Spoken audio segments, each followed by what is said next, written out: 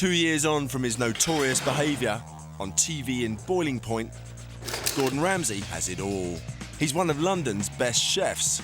He's got money, power, machismo, love, A-list celebrity friends. The food's been absolutely pucker. And fame. He's even become a sex symbol. He's got a good-looking body. He's very fit. But can he control his infamous temper? Honestly, Friday, do you know what you can do? Yes, ma'am. Give you notice. He says he's I changed. think my management skills have improved. Hello. This is a fucking embarrassment.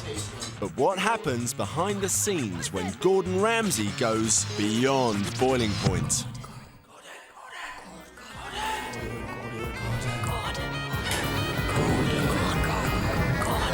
Gordon!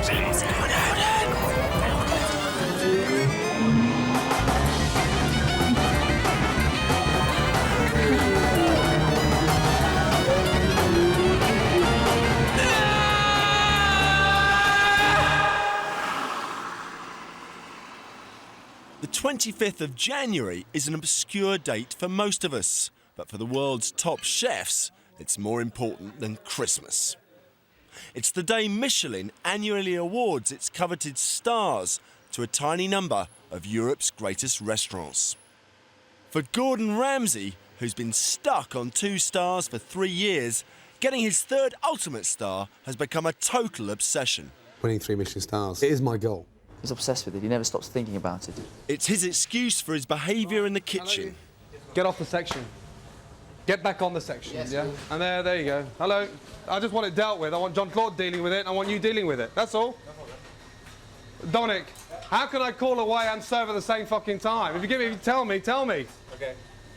Christ almighty. But will the new millennium finally bring the 3 stars that Ramsay craves? Our story starts with 25 days to go. It's New Year's Eve, 1999. Gordon's in the kitchen cooking, whilst his wife Tana is in hospital, about to give birth. She phoned him at midday, but Gordon's in no hurry to get to the hospital. She's having a cesarean, I think, so I don't really want to be there. It's 6:30. Tana's just had twins, but still no sign of Gordon. I'd be a bit more nervous having him there, so to us it just works well that he's there immediately after the birth, and the actual sort of bloody bit is left to the girls. Finally, at 7:30, Gordon makes it to the hospital. How are you? Tana, Ramsay. He finds Holly and Jack in the special care unit. 6 weeks premature, they both have problems breathing. Fantastic. He's a dude, isn't he? The size of his feet. So small. The problems aren't unusual, but they worry Gordon. Babies being born at a little under 34 weeks have problems both with breathing, feeding and temperature control. I was very scared, and I couldn't believe the amount of alarms that were going off, and they just looked so ill. And I just, was praying that, they'd come through. It's quite upsetting for him to see them having to have tubes and on a ventilator. And Gordon can only cope with a brief glimpse at Holly before having to leave the room. Right. I was petrified inside that intensive care unit, yeah. There's very few times in my life that I'm out of control. And very few times that I'm not in control. God. He's very excited. Although he did say to me this afternoon, can't you hold on till just after midnight? I don't think he's experienced contractions. But even at times of crisis, Ramsay's still got one thing on his mind, that third Michelin star. 33, a month ago, 3 children. There's only one more 3 I'm waiting for. God almighty. I tell you, I can't get any closer now. Yes, with only a week to go, Michelin star fever has once again hit London's restaurateurs. It's all about building consistency and increasing your standards year in, year out. to meet the demands which were expected. But the result is a closely guarded secret. The main reason why chefs at my level respect Michelin is because no one gets close to them. Except that this year, three-star chefs Marco Pierre-White and Nico Ladenis have caused controversy. Marco has already announced that he wants to give back his 3 stars, whether Michelin want them back or not. And the other rumour doing the rounds is that Nico has also given back his 3 stars. I gave my 3 stars back for the simple reason is that, you know, 20 years I'd been in the kitchen, and winning 3 stars was very exciting. It was a major part of my life. Retaining them, I found rather boring. But Ramsay's making his attitude towards his former employer quite clear, so as to improve his own chances. Like they rightly said to Marco 3 months ago when he announced his retirement, it's not Marco White's decision to give the 3 stars back. They made that quite clear. I respect Michelin. I admire what they've done for gastronomy in Britain. I think people's demands have changed. So Ramsay's the contender, and all he's waiting for is an official visit from Michelin to confirm his new kingly status. Michelin traditionally send over one of their top honchos from France to have a look before they award 3 stars to anybody.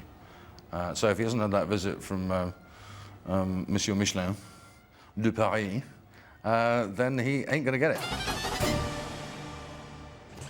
It's the 20th of January. The pressure's on. There's still been no visit from Michelin.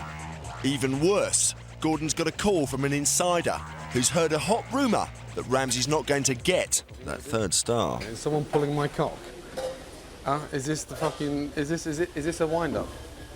What do you mean, think of this? Is no one going to lose my 2nd star? Fucking well, that's some consolidation. I mean, how friendly were you? How friendly are you with him? At times like these, Ramsay's notorious temper can get the upper hand. Go on, push it out. Mark. As his staff know only too well. It seems so, you know, sometimes standing here it just seems so lethargic. I honestly don't know what's going on, but and you got to, yeah. I said to you last night about working blind. We work on the pass. We're sending 4 main courses, and you're sending starters or the cappuccino. You've got to. Sometimes it's so lethargic. It's shocking, you know that. For cooks of your standard and your age. Yes, go on. The news begins to sink in. It's doing my fucking head in, you know that. I can't even go for this properly. I think in my heart of my heart, if they're not here tomorrow, then quite frankly, we haven't got him. Okay. Okay, take care, bye-bye. Finally convinced, Ramsay's off to his hideout in the basement to get his head together. This prick on the telephone says to me, well, look, you haven't lost a star. You're not going to go down to what? I mean, is he fucking real? I can wait as long as it's necessary, but it's just doing my head in. This is the worst time. The only way to deal with this is to take a fucking holiday. See, look, here we go again. Yeah, I'm here, this is my hideout, and the phone still goes down here. No one's supposed to know I'm here. Hello. Meanwhile, at Mayfair restaurant Petrus, Gordon's best friend, Liverpudlian ex-boxer Marcus Waring, is also awaiting the Michelin results, hoping for his 1st star. 3 stars is sort of the cream, the icing on the cake for us all, really. It's not just about one man here. It's about a team of people and a loyalty to that man. As one of Ramsay's most dedicated ex-employees, Marcus Waring is keen to live up to his former teacher's expectations. My way of saying to anyone, what's the reward for sticking with someone like Gordon Ramsay? Well, then I'm sitting in it. It's there. This is it. I haven't put 1 penny into this business. Not 1 single penny. He hasn't asked me for a penny, but yet he's made me a partner. And he's spent and put £1.2 million on my head. And I am very grateful for that. He has no doubts that his friend and mentor will get his 3rd star. We're all excited for him, and we're all waiting with anticipation as much as he is. And there's no one who will be more happy than myself. But not everyone is so sure. In the city of chefs, rumours abound that Ramsay's notoriety has landed him in trouble with Michelin. And they've even reached the godfather of them all, Marco Pierre-White. I hear rumours that they didn't like what he did in his last programme. You know, that shouldn't enter the equation. What should enter the equation is what he puts on his plate and the service you're given. And if Michelin want to be childish about it, then fine. That's their prerogative. You're always going to revert back to say, well, Ducasse was 33 and Marco was 33, and the Porcel twins in France were 33. So why can't I get it at 33? It's a bugger. I think Gordon deserves his 3 stars. And I think if Gordon doesn't get his 3 stars, then it's an injustice. Meanwhile, Ramsay's nerves are on razor edge. He's discovered some white beans that aren't quite up to scratch. The beans are undercooked, and to add insult to injury, they're 5 days old. Sarge, fresh garnish, yeah? They're fucking useless, you know that? You know that? Ramsay's determined to identify the culprit. Sarge, are you tasting anything, or are you just here for the money? You're here for the money, aren't you? There were some white beans. They weren't as fresh as they should have been. And Gordon spotted it, luckily. I should have spotted it, but I didn't. And I got told off for it, which was entirely correct. You cook them Friday morning for Friday service? Yes, so Thursday evening. That's ridiculous. Friday, Saturday, Sunday. Monday, Tuesday, Wednesday. We had none left because we cooked in a small batch. I don't give a fuck if we cook a spoonful. I'm not bothered about how much we cook. We don't. I mean, I'm shocked. Kitchen service continues as usual, while Ramsay's attention switches to a second victim. Do you not realise those beans are hard on your palate? Can you not identify that? Yes, it's a blanquette de légumes. You're more interested about your cars and all that bits of bullshit, aren't you? No, not at all. Why are they so undercooked? Sorry? I'm not sure, but...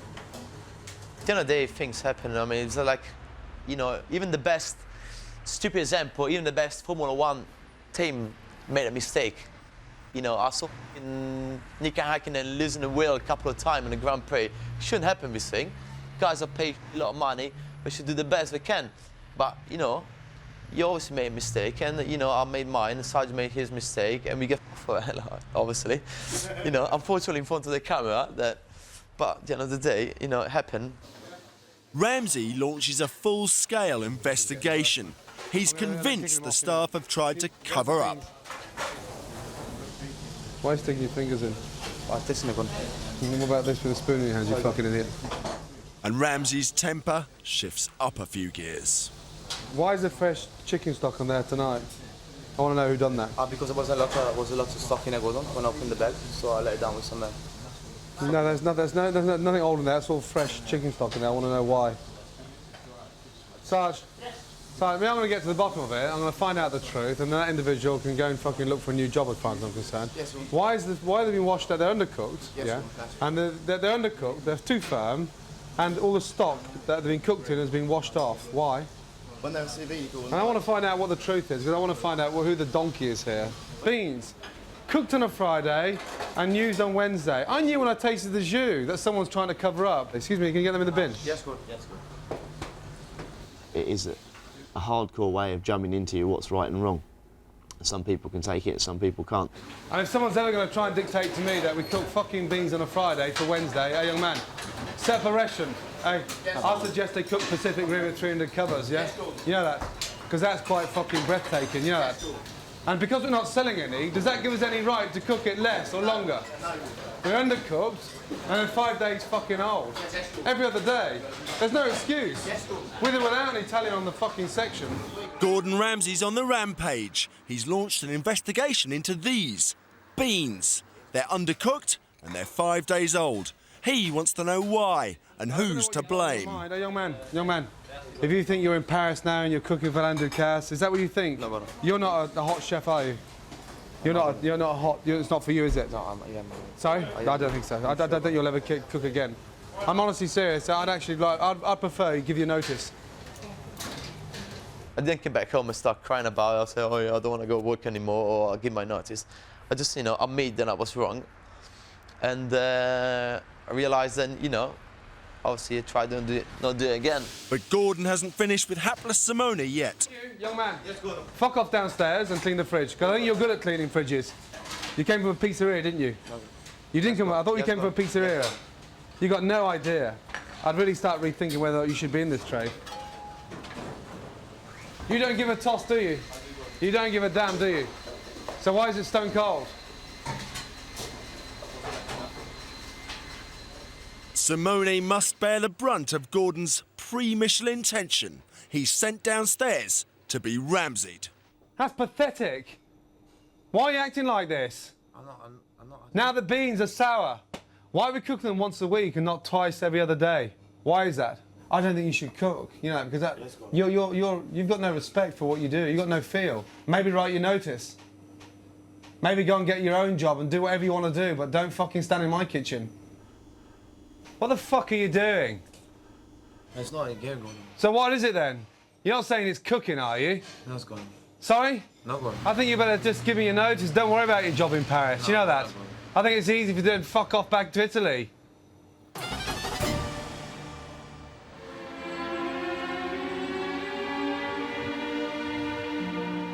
It's early on Michelin Monday. The guide is going to be in the shops in 20 minutes, but Ramsay's thought of a faster route. Gordon's gone over to Petrus to meet Marcus, braced for the result. Does your fucking head in, doesn't it? Does your fucking head in? But, hey. They go to Marcus's local cafe to await the decisive phone call. Outrageous, no? By now, Ramsay's about to flip, and the morning doesn't start well. Excuse me. Don't bother you, please. So, are you a waitress or are you? No, I'm not a waitress. You're not. What are you then? No. Anyway, what do you want? I would like, not what do you want. What would you like? I would like a nice cold glass of milk, please. Glass of milk. Is that over tea, Marcus? Thank you. Thank you. Say please, thank you. I just said thank you. As the Michelin guides are being delivered around town, Gordon's already on the phone. Have you got a press release there? Serious. For Ramsay, the news isn't good. Ready. Petrus, fantastic news. Mirabelle as well. Ready. Jesus, no new 3 stars. Fucking hell. Fucking hell. Fucking hell. Definitely no new 3 stars. Now the books are hitting the stores, but Ramsay's clinging on to every hope. Unbelievable. I mean, do you think they'd fax the press release out in 2 different lots? If they do the 1 stars, 2 stars... Huh? Huh? But Gordon refuses to accept the verdict until he sees it in black and white. Yeah, well, I mean, I'd like to see an official press release, no? Yeah. OK. OK, I'll give you a call later. OK. Thanks, Anthony. Bye-bye. Fucking hell. All Ramsay wants to know is why. I mean, you can't just sit down and ask for a meeting. Fucking hell. Shit. I can't believe it.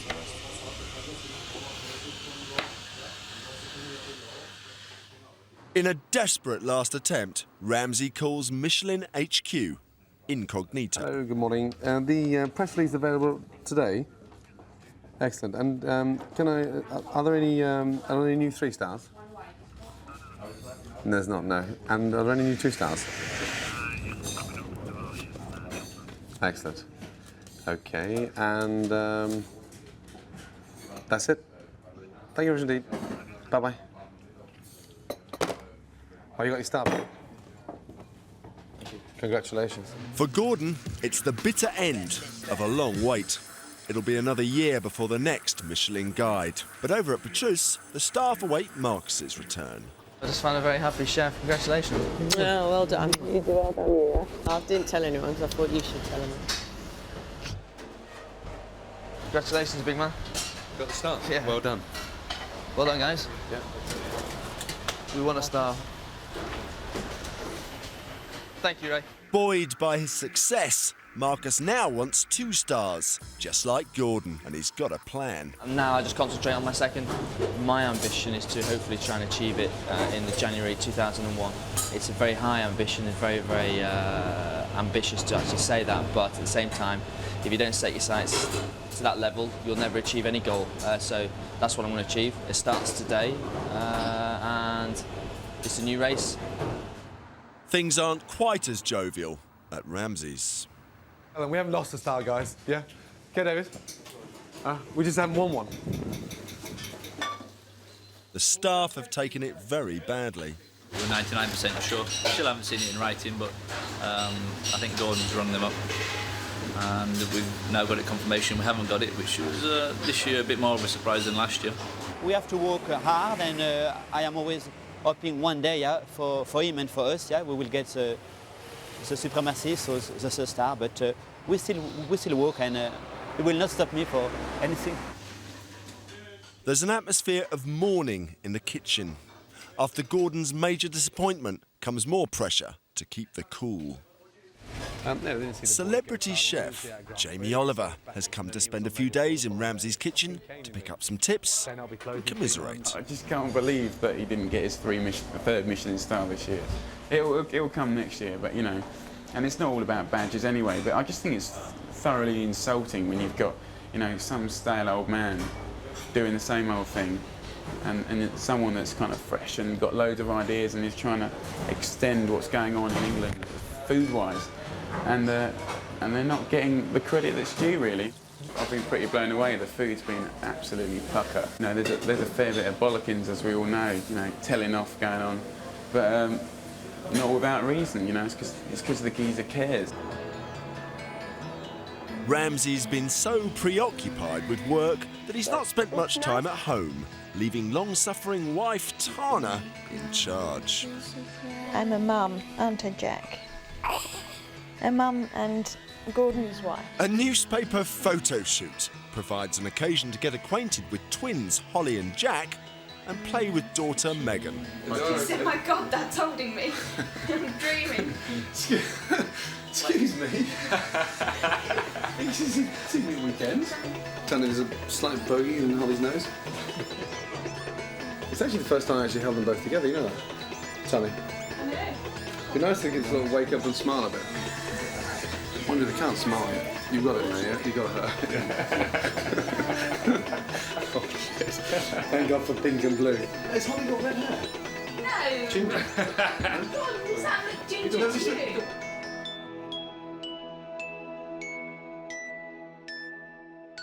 Grumpy Jack. Just like your daddy, aren't you, Jack? Just like your daddy, grumpy.